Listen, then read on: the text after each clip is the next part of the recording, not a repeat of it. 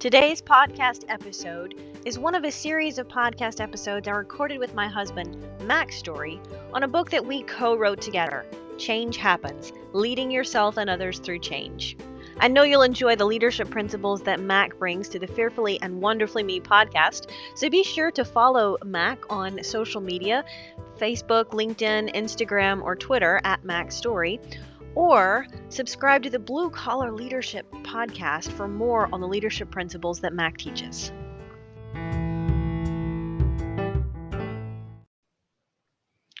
All right, everyone. Today we're on part 5 of 15 in our 15-part series, obviously, on Change Happens, Leading Yourself and Others Through Change.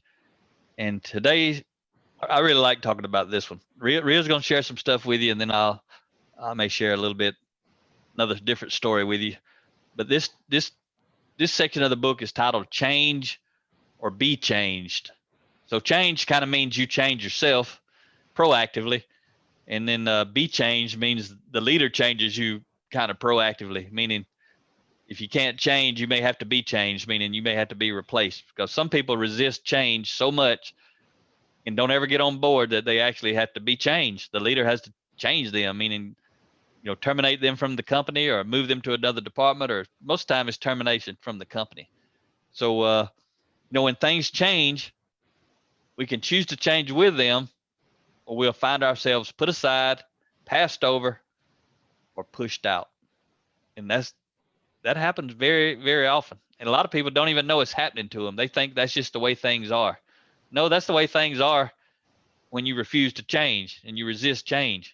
You got a story that relates to something kind of like that, maybe, Ria?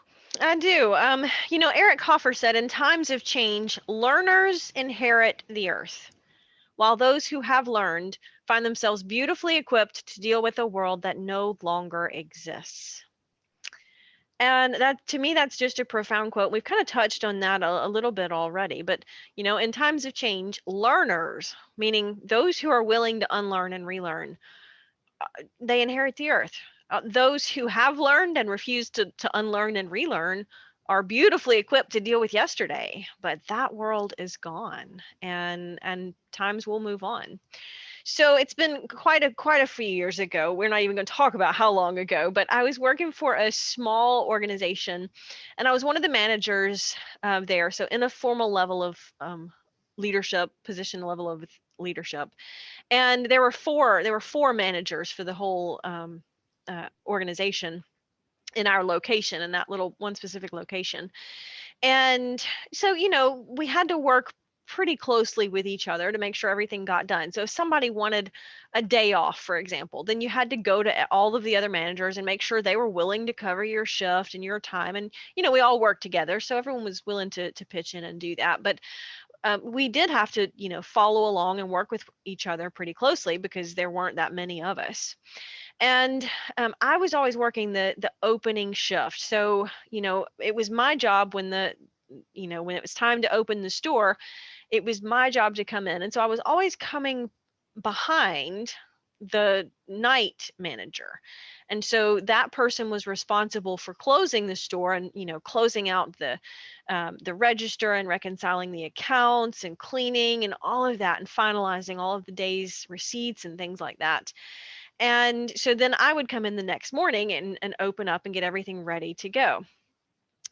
And this particular guy's name, I'm going to call him Joe, the night manager. He was really, he was a very good relationship-oriented person. He just loved people and he loved to have fun, even at work. Like, he liked to goof off and make jokes and build great relationships. And, that really was his gift and his strength. But he didn't have a lot of strength in actually making sure the work got done, right? He was more focused on being buddies with everybody, and instead of making sure all the jobs got done. And so I would consistently come in on the morning shift to open the store, and the store hadn't been cleaned, or the accounts hadn't been reconciled, or the night deposit wasn't taken to the bank, or it was just consistently a problem where I was running into these issues. And I wasn't really the only one who's noticing them, right? I just noticed them a little more frequently because I was usually the first one there in the morning. And so our top level manager, there were 4 of us total, but 3 of us reported to the top level overall location manager. And, she realized that Joe was just focused on having fun, but he really wasn't getting results for the organization and doing what he needed to do in his job and his role. And so, she asked us to kind of witness, for HR purposes. She pulled Joe aside and had a really good conversation. Hey, Joe, you're just not meeting the expectations and getting the work done. Really appreciate that you're building some great relationships with the team. But, in any organization, you have to balance those relationships with results. And that's where his strength just wasn't there. And so, he was very humble in that conversation. He agreed to do better and to work on that, acknowledge that, that really was not a strength for him. And overall, it was a really great conversation. So we document everything for HR purposes and move on. But Joe didn't change. Now, in the past, because Joe had been there much longer than I had, in the past, Joe's behavior and lack of results really wasn't a problem under the old ownership. See, we had come under new ownership in the organization, and the new owners had higher expectations. And so now that spotlight that you talked on some previous episodes, that spotlight was shining down on our location because the new owners were looking at things under that spotlight and they were seeing some things that they did not like. And so new expectations meant we all kind of had to step up to the new level of expectation, right? There was a change. But the problem was Joe just couldn't or wouldn't. He just either wasn't willing to or wasn't able to change. And within just a couple of months, Joe got changed and ultimately was terminated. And you never want to see that happen. As the leader, you want to be able to bring everyone up to speed and on board. But at some point, as the top level leader in an organization, you have to come to the decision. If this person isn't willing to change and they've been given the opportunity and you as the leader have taken on the responsibility and helped, mentor them or develop them, and they're still not willing or able to change, at some point they become toxic to the team, right? If they're not able to pull their weight and perform. And so as the top level leader, at some point you've either realized that person isn't going to change, and so you're going to have to change them. Yeah, so that organization was probably like most of the organizations I worked in my career, but they didn't have a strategy of growth and development. They had a strategy of hoping and wishing when it comes to change. I mean, they didn't give you all leadership development. You didn't get any kind of personal No. growth, leadership development, any kind of material like we're talking about today. The new owners just bought the company and they started managing. They were not leading. They were Right. managing the company. They were making changes and everybody had to get on board or get off the train. Is that right? That's exactly right. And in this particular case, somebody just wasn't getting on the train and got left behind. So the companies who don't do all this development, because Joe potentially, if he had had development for the previous 6 months or the previous 6 years, depends on where you're at and how long you've been there. But if you're in a company that grows and develops people, first of all, you probably wouldn't have been having the issue to begin with. So when the new Mm, owners took it over, you wouldn't have to deal with it. But if the new owners understood about leadership development, they could have come in and started growing and developing the people on the front end before they started making these changes so that people were open to it. And maybe they would actually start making the changes on their own before the leaders even asked them to change. And that's where you get buy-in from the people. But most companies don't do that. They don't do any kind of development. They just make changes. But that's management of people, not leadership of people. So I want to tell mm, a story that kind of relates to this point, and it's not my story; it's John Maxwell's story. But I hadn't told it in a long time, but I used to tell it all the time when before I started writing my own books and talking about my own stuff. But it just fits right here. And if you guys have been listening, we told you we're not going to read this book to you. You can buy the book and read it. There's a lot of good information. It's really uh, concise and precise in the book, but we're just talking off the cuff, unscripted stuff that we want to talk about to support the, the book content. Some things may be from the book, but most of it's not. Most of it's just something else. So John used to talk about, John was a pastor, and he talked about he took over a church one time. The church basically had 1,000 people in the church. So John took over as the leader of the church, the leader of all the everybody, the staff, everything. And so he brought his staff in, and he was hired as the new pastor to actually grow the church. So he brought everybody in. He got on the whiteboard and he wrote 1,000 on the board, and he drew a line across the board.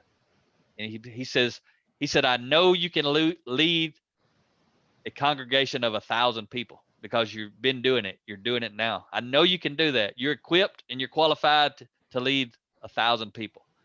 And then he drew an arrow up and he wrote down 2,000 and he drew a line across it. He said, that's my job. I've been hired here to grow this organization to from 1,000 to 2,000. He said, I don't know if each one of you are capable of leading a congregation of 2,000 because you haven't ever done it. You're not doing it now. He said, but that's my job. He said, how am I going to get us from 1,000 to 2,000? He said, I'm going to change you, or I'm going to change you. And he said, I'd rather change you than have to change you. And basically what he was saying, he was a leader. He knew what he was going to do. He was about to grow and develop the people. That was the first way he wanted to try to change his leadership team. He wanted to change their mindset by growing and developing them. That's the preferred way that he wants to change them. That's the preferred way any leader wants to change the people, is through growth and development. But if they can't, and they've put in the work, they're going to change them by doing what's right for the team. They're going to terminate the person who's not capable and bring in a person who is capable. But for a leader, that's a last resort, not the first resort. But for managers of people, they just kind of dictate out the change. People don't get on board.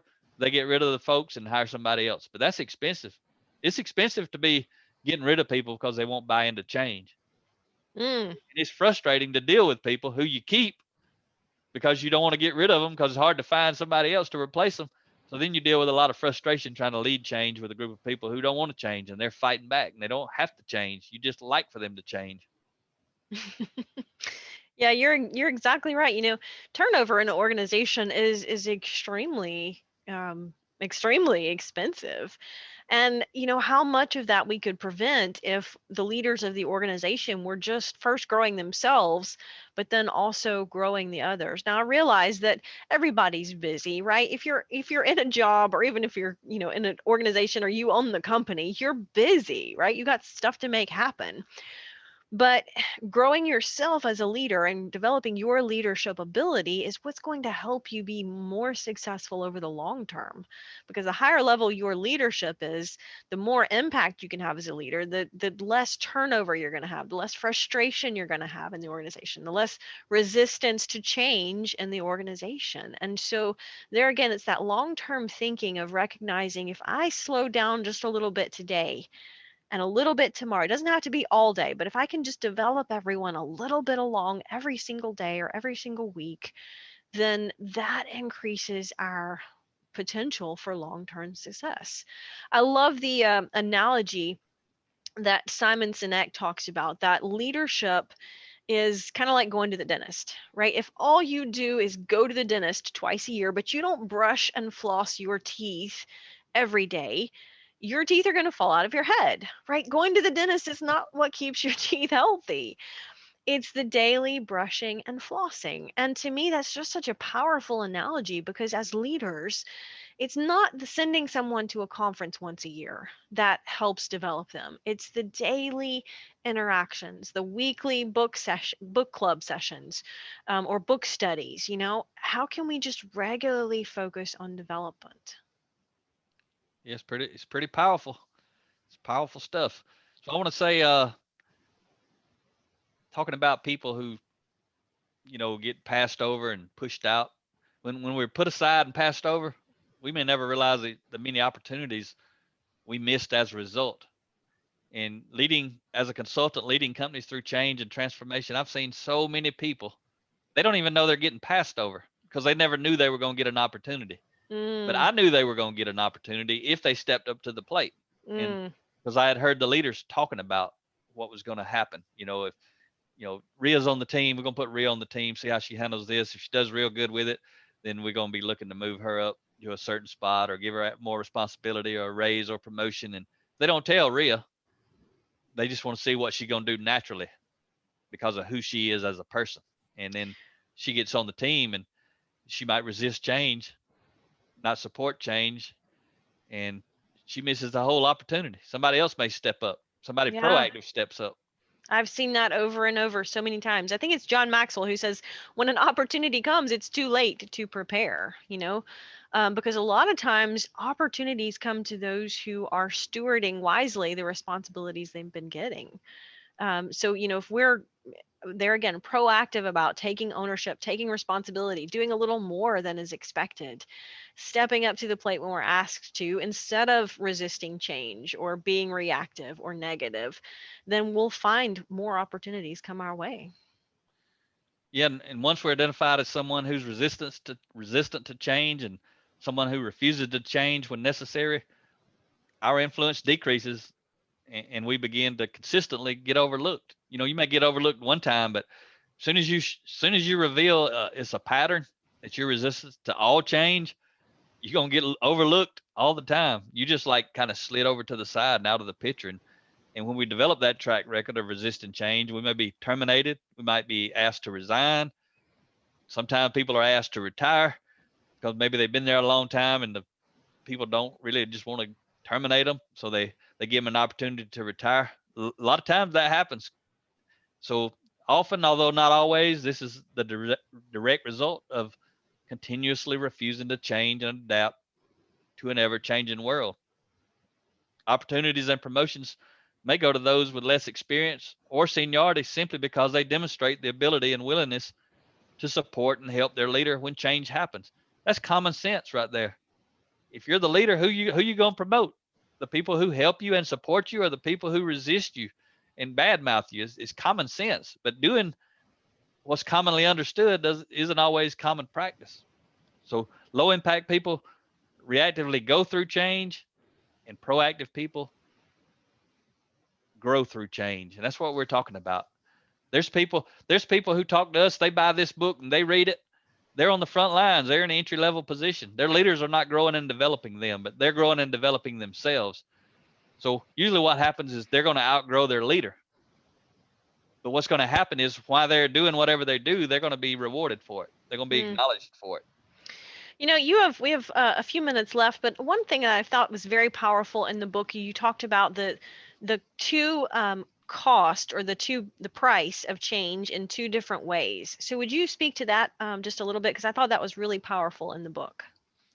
Yeah, leaders should help their team understand the price relative to change within the organization. And it refers to two main areas. And I thought about this and come up with this actually when we wrote that book. And it's pretty neat when you think about it. But there's the two areas are time and energy and influence. And again, we're talking about relative to change. Uh, leaders should help their team understand they'll pay the price of change or they'll pay the price of being changed. Either way, you're going to pay the price. You either got to pay Mm. the price and proactively engage with the change, or either the leader may change you and then you got to reactively deal with that change in your life, plus a whole lot of other changes. When you get terminated, there's a lot of change that you may not want. So either way, you're gonna pay the price to change. So relative to time and energy, this is a fixed price and must be paid whenever you decide to change. This is the price that must be paid to learn new skills and adapt to the changes. So what I'm saying there, whenever a change happens, there's a certain amount of time and a certain amount of energy that has to happen for you to embrace that change and make the change. You, your team members, whoever it is, that's a given. It's like, that's why I call it's a fixed price. It's going to take a certain amount of time and a certain amount of energy. No matter what, you got to do that. Whether you change today or you change tomorrow or you change 2 weeks from now or 2 months from now, whenever you buy into the change, it's going to require a certain amount of time and energy relative to who you are and what the change is. It's going to happen. The second area I talk about is influence. This price is a variable price. So timing is huge in this area. If you lead change and or accept and embrace change early, you may actually receive a payment with an increase in influence. What I'm saying, I don't mean a literal payment, but I'm saying you're going to be rewarded because the earlier you buy in, you're gonna develop a greater level of influence with the leaders, and that's worth a lot to people. People without influence don't have a good day at work. People with influence have a good day at work pretty much every day.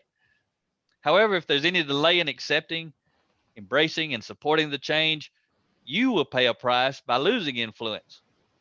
And you may never know you have lost influence, but it will happen. The longer the delay, the greater the loss. So when you think about these two areas, uh, you got to understand time and energy is going to be the same. It's fixed, but your influence is going to either decrease or increase, and that's variable, but it's related to timing. I think that is so powerful because we don't often think about that. When change happens, we think about the potential losses from our personal perspective, but we don't think about the potential losses if we don't step up and embrace change, if we don't lead ourselves well through change. And even more, I can see that if we can first lead ourselves through change in a positive way and then influence others to embrace the change, how much more our influence can increase, right? If I'm, let's say a change is happening where I work in my department, I can choose to whine or shine, but if I step up to the plate and shine, but then I also help other people shine, right? If I go around, encouraging them and helping them, maybe it takes me a little bit extra of my time and energy to help them learn the new computer system because I was quick to step up and adopt it and learn.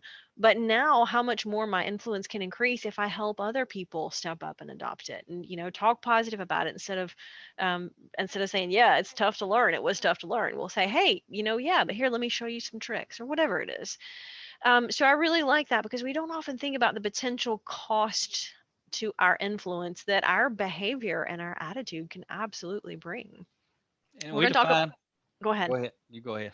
I was just going to say we're going to talk about that a lot more in the next podcast episode where we talk about if you snooze, you lose. So we'll Oh, be covering that more. yeah, when change happens, if you snooze, you're definitely going to lose.